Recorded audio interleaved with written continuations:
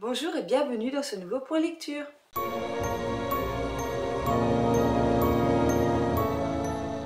Je vais vous parler de ces trois ouvrages. Je commence tout de suite par ma lecture la plus vieille, c'est-à-dire Daphné du Maurier, l'auberge de la Jamaïque. Je vous en ai longuement parlé dans différents vlogs. Alors je ne sais pas si c'est celui qui est déjà sorti. Je pense que je l'avais fini à ce moment-là. Je sais même plus. De quoi parle ce roman? Eh bien, nous sommes avec Marie qui perd sa famille et qui se retrouve obligée d'aller vivre chez son oncle, qui est donc le propriétaire de l'auberge de la Jamaïque. Et elle va découvrir que son oncle a des activités un petit peu étranges. Son oncle a donc des activités pas très légales. Voilà, elle va se retrouver au cœur de toutes ces manigances, de ces trafics, et elle va découvrir par elle-même ce qui se passe dans cette maison, la maison de son oncle. Elle va voir que sa tante est totalement folle, on peut dire ça comme ça. Elle est totalement, comment dire, absente, totalement dépendante de son mari, ouais, qu'elle est totalement soumise par son mari. Et donc tout ce récit se passe dans une ambiance très britannique, cornouaille, de tourbes, de landes, de paysages très vastes, avec la mer. Voilà, vous êtes vraiment en bord de mer, sur des côtes, avec des landes comme je vous disais, avec du brouillard, avec de la pluie. Il y a beaucoup de scènes qui se passent la nuit, il y a beaucoup de mystères, on ne voit pas tout, et voilà, c'est Daphné du Maurier. C'est une ambiance très typique qu'on peut retrouver dans Rebecca, qu'on peut retrouver dans Ma cousine Rachel. C'est cette ambiance, moi, que j'adore, cette espèce d'ambiance très british. C'est quelque chose que j'aime beaucoup, donc je pense que je vais continuer à lire du Daphné du Maurier. Ce ne sera pas le dernier livre de cette autrice.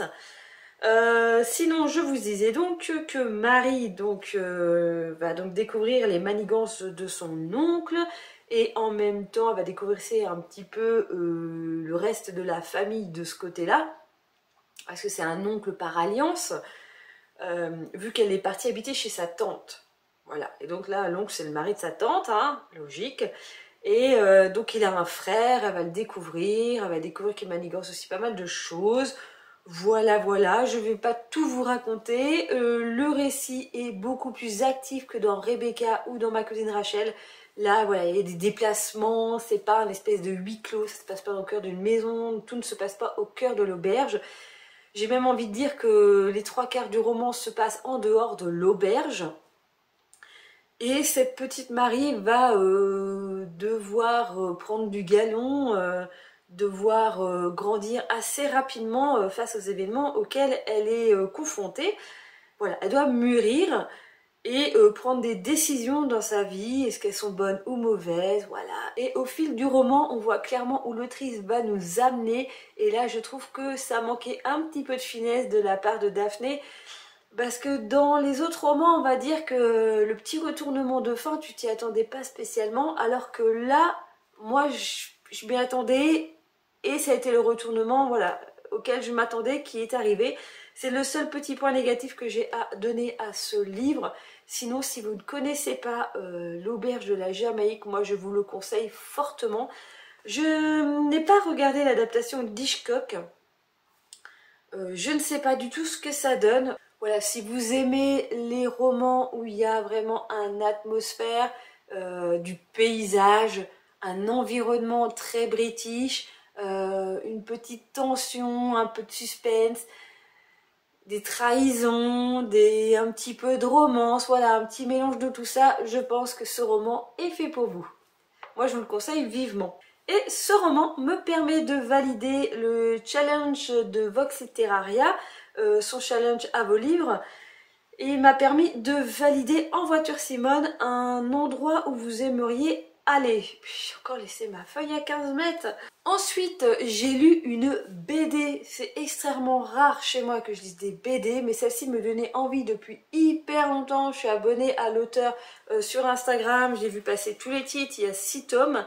Ça s'appelle RIP, c'est de Gatz et Monnier. Le premier tome, c'est sur Derrick, je ne survivrai pas à la mort. C'est aux éditions Petit à Petit. Voilà. j'aime beaucoup les dessins. C'est pour ça que je lis rarement de la BD, parce que j'ai du mal à accrocher au dessin, et cette BD là ça va. C'est pas, alors c'est pas le summum du dessin, mais j'aime bien l'ambiance qu'il y a dans ces cases, et voilà, je l'ai trouvé très intéressant. De quoi ça cause? En fait, c'est une espèce d'entreprise. Je dis espèce parce que je sais pas si ça existe vraiment, si c'est vraiment légal. Mais en gros, c'est une entreprise qui vient vider l'appartement des personnes décédées, qui viennent récupérer les objets de valeur avant que tout soit vidé.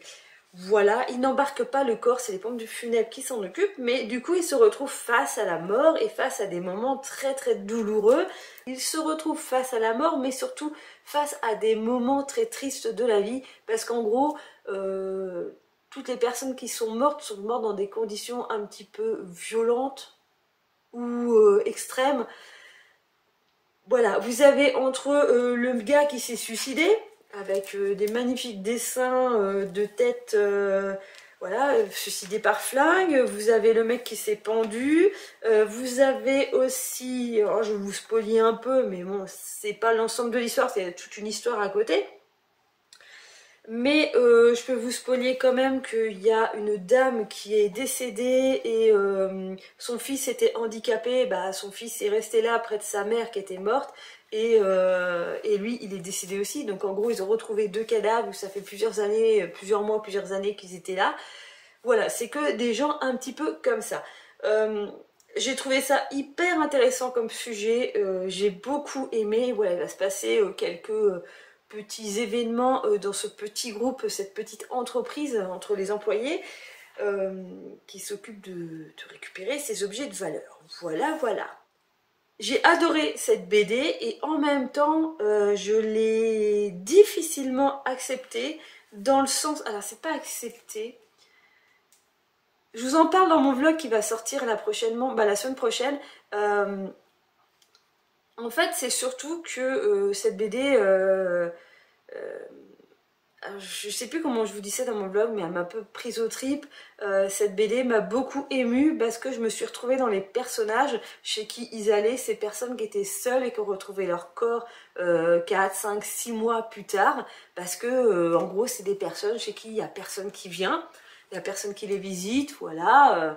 Et j'ai envie de dire, même si tu es locataire et que ta retraite est tout le temps virée sur ton compte et que ton loyer est prélevé, en fait, voilà, si tout se passe en prélèvement, il peut se passer plusieurs mois avant qu'il y ait un organisme que quelqu'un se pose vraiment la question de dire, tiens, est-ce que la personne est toujours en vie ou pas? Pourquoi ça m'affecte beaucoup ce type de personnage? Parce que je suis dans une situation où à l'heure actuelle ça pourrait m'arriver, voilà. Clairement, j'ai envie de dire, les personnes qui s'inquiéteraient si je décède du jour au lendemain seraient pour l'instant mon boulot, parce que j'ai toujours un boulot, parce que je suis pas à l'âge d'être à la retraite, mais voilà, si ma vie continue comme elle est actuellement, ce sera exactement pareil quand je serai arrivée à l'âge de la retraite, ce qui fait que, donc pour l'instant c'est mon boulot, sinon il y a vous, mais vous avez aucun moyen de communiquer avec quiconque pour se dire c'est marrant, elle n'a pas posté de vidéo la semaine dernière, ou la semaine, voilà, depuis un mois. Alors, vive la programmation, vous pourrez vous en rendre compte peut-être quelques mois plus tard si je prends beaucoup d'avance. Mais voilà, clairement je suis dans une situation où je décède chez moi du jour au lendemain. Je décède un vendredi, mon boulot s'inquiète le lundi, mais est-ce qu'ils vont envoyer quelqu'un dans la semaine, ou voilà, ou je te dis qu'il y a au moins une semaine, 15 jours, 3 semaines, mon chat a réellement le temps de me manger. Je me casse la gueule en faisant du bricolage. Je crève, clairement, à part, voilà, mon chat, et en plus, il aura de quoi faire avant de plus avoir faim, en me bouffant entièrement, bah voilà, c'est tout. Il n'y a que ça, donc ce livre me parle énormément en fait sur ce principe-là. Ok, c'est un livre qui est très glauque, qui a des images qui sont vraiment très très dures à encaisser de ce point de vue-là, mais moi je m'y retrouve, je me suis représentée en fait dans cette BD. Voilà, c'est pour ça qu'elle a un lien assez particulier, je savais qu'elle parlait de ça, je savais qu'il y avait ça, et c'est pour ça aussi que j'avais envie de la lire.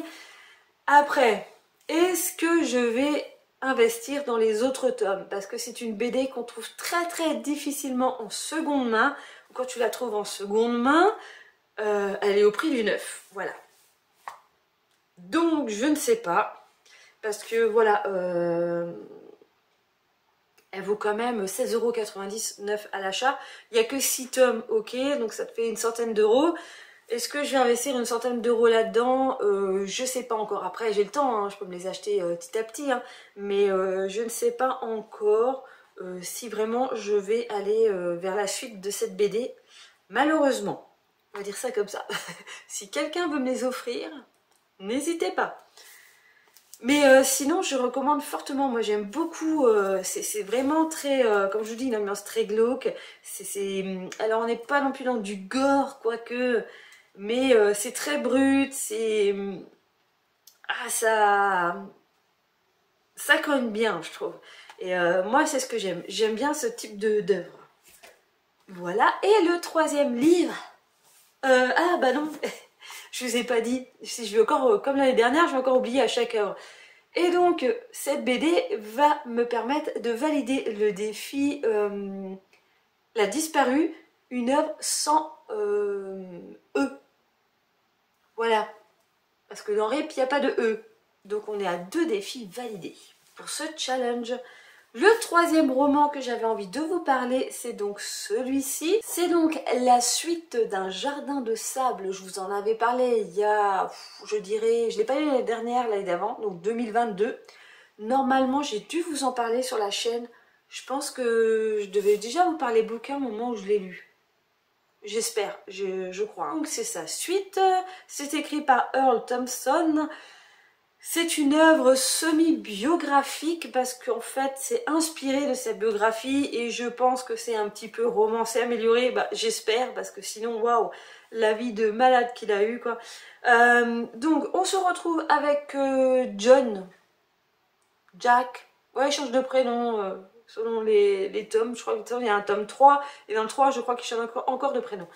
Bref, donc là on est avec Jack qui a 15 ans et qui s'engage pour l'armée parce que dans le premier tome, on était avec toute son enfance quand il vivait seul avec sa mère car son père est décédé, je crois qu'il avait 2 ans d'un accident de voiture, donc il s'est retrouvé à vivre avec sa mère qui vivait chez ses grands-parents et ses grands-parents sont à l'assistance.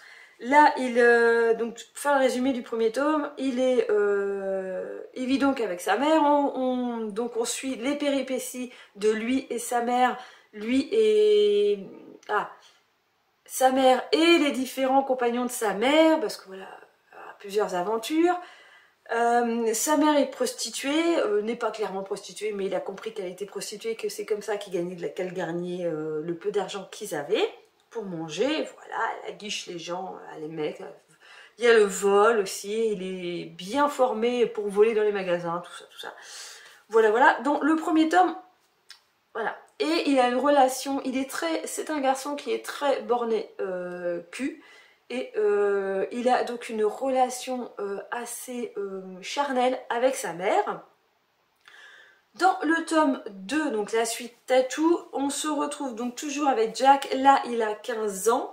Il a enfin réussi à réaliser son rêve, c'est-à-dire à s'engager dans l'armée. Malheureusement, il ne sera pas Marines dans l'armée de terre, mais il sera dans la Navy. Et malheureusement aussi pour lui, il a réussi à s'engager, je crois qu'il faut avoir 17 ans pour s'engager dans l'armée à cette époque-là, parce qu'on est dans les années 20-30. Bah là du coup on est plutôt dans les années 40.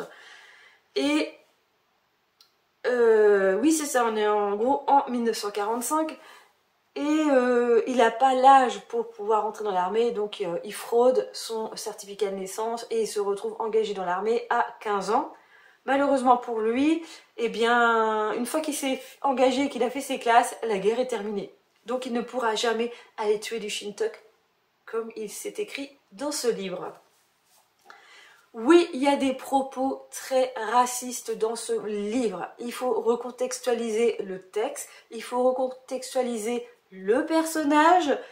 Voilà, faut pas s'alarmer tout de suite. Il y a extrêmement beaucoup de scènes de salade de fruits. J'aime beaucoup ce terme, je l'ai trouvé chez Vivi, je sais plus le nom de sa chaîne, voilà, que j'aime bien suivre, elle fait des vlogs et tout, hyper intéressant sur la lecture et tout, et voilà, pour dire en gros des scènes charnelles, elle aime bien utiliser salade de fruits Alors elle, je sais qu'elle déteste les bouquins et la salade de fruits, bah là je lui conseille pas du tout de lire ce roman parce que clairement elle va être offusquée parce que c'est la salade de fruits où on t'explique comment découper les fruits, hein, la totale, hein, comment faire une salade de fruits complète, de long en large et en travers, à 2, à 3, à 4, voilà, on est tout à fait dans les fantasmes d'un mec de 15 ans. Voilà, comme je vous dis, il y a des scènes extrêmement explicites. Ce roman fait 1010 pages. Et sur 1010 pages, on doit être quasiment... je dirais pas une dizaine. Je pense qu'on est moins à 6-7 scènes de salade de fruits qui durent pas mal de pages. Voilà. C'est pas compliqué, le mec pense qu'à ça. Il pense à tuer du chinois, du japonais ou à la salade de fruits. Pas compliqué. J'espère que tous les mecs sur Terre ne pensent pas comme lui, parce que sinon on est mal barré. Mais tu rentres quand même dans le cerveau psychologique d'un gamin de 15 ans qui est pauvre, qui vit au Kansas, qui connaît rien à la vie et qui se retrouve voilà, à l'armée avec d'autres mecs un peu pareils que lui. Et il va de déception en déception. Voilà. En gros, toute sa vie, ça va être ça. C'est vraiment de déception en déception. Je voudrais pas trop rentrer dans les détails parce que je trouve qu'il est important d'être lu ce livre et je l'ai trouvé vraiment extrêmement intéressant malgré qu'il y ait toutes ces salades de fruits. Il faut réussir à mettre ça de côté. C'est un petit peu comme la maison des feuilles. La maison des feuilles, il y a... est-ce que c'est pas Jack aussi? Ah, je sais plus. Bref, le petit jeune qui récupère le bouquin, voilà, qui aussi nous raconte ces salades de fruits. T'en fais un petit peu abstraction. Malgré que là, bon, t'en fais abstraction, mais ça reste quand même l'essentiel de sa psychologie, sa vie, sa façon de penser.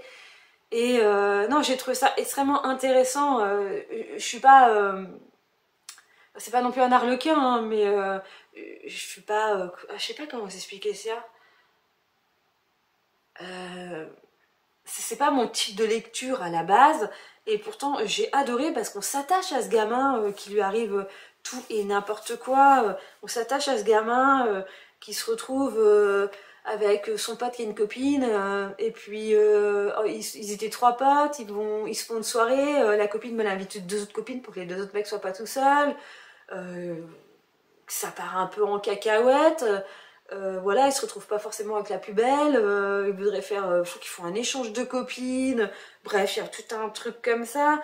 Là, je vous raconte des briefs, mais il va tomber amoureux plusieurs fois, il va avoir des grosses déceptions amoureuses, et puis on va le remettre face à sa condition qu'il est depuis toujours, c'est-à-dire pauvre, qui vit chez ses grands-parents, qui vivent de l'assistance. Voilà, jusque tout au long de sa vie, ça va lui pourrir sa vie en fait. Il va essayer d'évoluer en fait, de monter en grade et on va toujours en gros le rabaisser.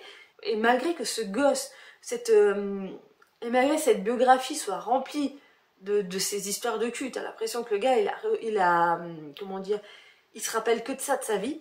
Et en même temps, tu prends vachement d'empathie à lire son récit, toutes ses péripéties de sa vie, tu t'attaches à ce personnage, tu t'attaches à ce jeune homme, et là, sur 1000 pages, on a juste 15-16, je crois qu'à la fin, il doit avoir 17 ans, un truc comme ça, et la fin, je l'ai trouvée émotionnellement très violente.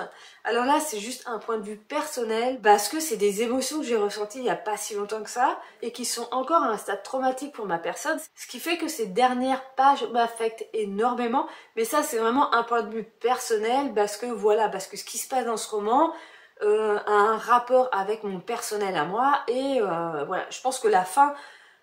Je pense que les dernières pages ne toucheront pas tout le monde de la même façon. Moi, ça m'a énormément touchée. Et le hasard de la vie a voulu que je lise ce roman à ce moment-là. Voilà. Ce qui n'est pas forcément du meilleur goût, je trouve. Mais surtout, ça me donne envie de lire le 3e tome, qui est un 3e tome posthume, mais au moins de savoir comment elle a réussi à rebondir, en fait, de ces événements un petit peu tragiques. Voilà, sans rentrer dans les détails. C'est pas évident de parler d'un bouquin sans spoiler, sans rentrer dans les détails, de savoir jusqu'où on peut parler d'un roman sans, pour vous donner envie de le lire, mais sans en même temps vous raconter entièrement l'histoire. C'est compliqué. Donc, pour résumer, c'est l'histoire d'un jeune de 15 ans qui va réussir à rentrer dans l'armée, qui va être déçu parce que la guerre est finie, qui va se retrouver civil, démobilisé, voilà, j'allais dire retraité, mais c'est démobilisé, il va chercher du boulot, qui ne va pas trouver du boulot, et la seule solution qu'il va trouver, c'est de retourner dans l'armée, et là il réussit à rentrer dans l'armée de terre, voilà. Et après, nous avons la guerre de Corée, et je m'arrêterai là sur le spoil, voilà. Mais là, je vous parle le spoil dans les grandes lignes, hein, pas de sa vie personnelle.